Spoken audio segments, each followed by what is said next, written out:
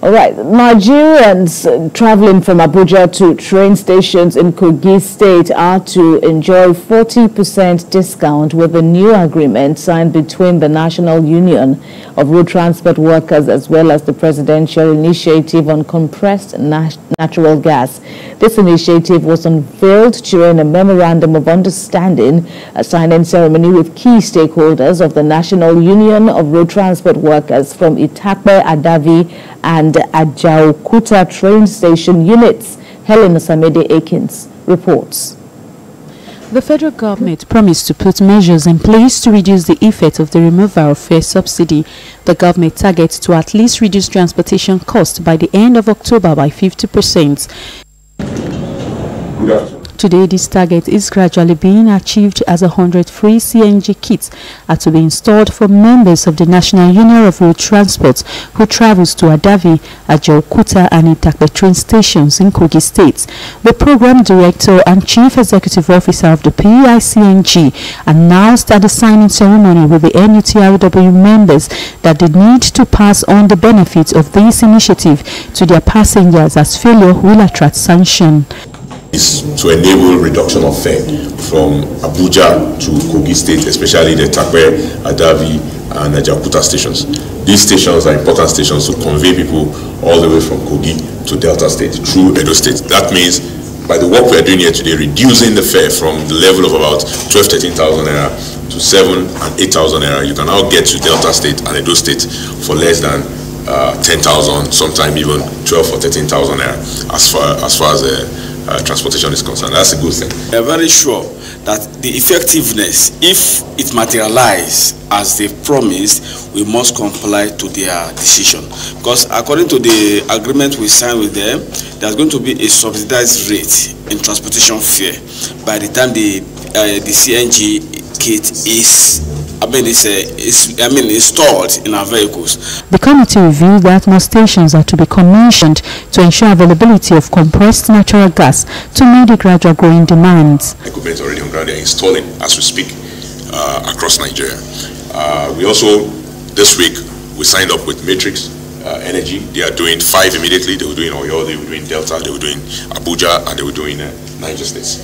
So as you can see, additional investment is going into making sure that this infrastructure is available. NNPC on its part had already done 6 in Abuja, and of course we visited one of those sites yesterday, the one in Gadua, and we expect that the additional 6 they're expecting to commission before the end of October in Lagos. The initiative also reviews plans to convert commercial tricycles to CNG. Helen Osamide Akins, TVC News, Abuja. And the ongoing special awareness program of the National Orientation Agency on flooding arising from the overflow of the Lakdo Dam in Cameroon reached the people of Aganebode in Esako East local council area of Edo State. They told community members to beware of the rising level of the Niger through in that area. Well, they told the people to be aware of the rising level of the Niger Trough in that area. The agency's team who arrived the community observed that the river bank has moved more than 50 meters inwards towards the community market within the past 18 days. The engagement began with a visit to the traditional ruler of the community, Okumagbe of Uwano Kingdom, His Royal Majesty George Osikwe Gabo, who praised the agency for its consistent messages on the coming floods. He also expressed gratitude for the NOA's efforts, recognizing the program as a timely initiative in light of recurring issues. The team, led by Nura Kobi, who is the Director of Planning, Research and Strategy, conveyed its message from the Director General, Lanre Issa Onilu.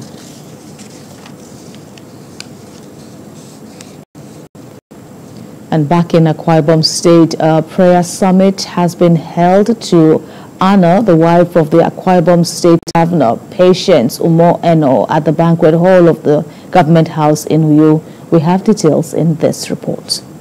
A prayer summit is held at the banquet hall of the Government House in Uyo in honor of the wife of the Akwa Ibom State Governor, Patience Umoino, who passed on yesterday. It's a gathering of women from different groups across the state at the instance of the Deputy Governor, Akon Eyarayi. The purpose of this gathering is just for one reason. For us to pray for the governor. He's human. He's a man. He's a strong man. But he's human. For us that are living, we need to get close to God and know that life is brief. She was a true mother to all of us in Akwa Ibom State. She was not just the governor's wife, she was our mother. She was not just our mother, she was a woman you could talk to, chat with. The women offered prayers consoling the family of Governor Umoino. But my word of encouragement to all of us today is, let us not cry hopelessly. Let us cry knowing that there awaits for every one of us a crown. Patience Umoino died on September 26 at a hospital. This is the first time a governor's wife in Akwa Ibom State has died in office. Earlier in a release, the state government had instructed that flags across the state be flown at half-mast to mourn her demise. As the Holy Book says, death is an inevitable end.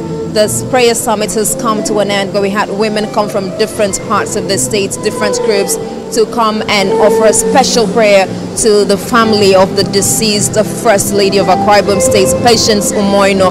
They have prayed for God to strengthen the family. They have prayed for God to strengthen the governor. They have prayed for God to strengthen the state as well. We've also spoken of her legacies and how she had touched their lives. We pray that her legacies will live on and the lives that she touched will remain happy, that indeed their paths ever crossed. Miriam Daniels, TVC News, Uyo, Akwa Ibom State.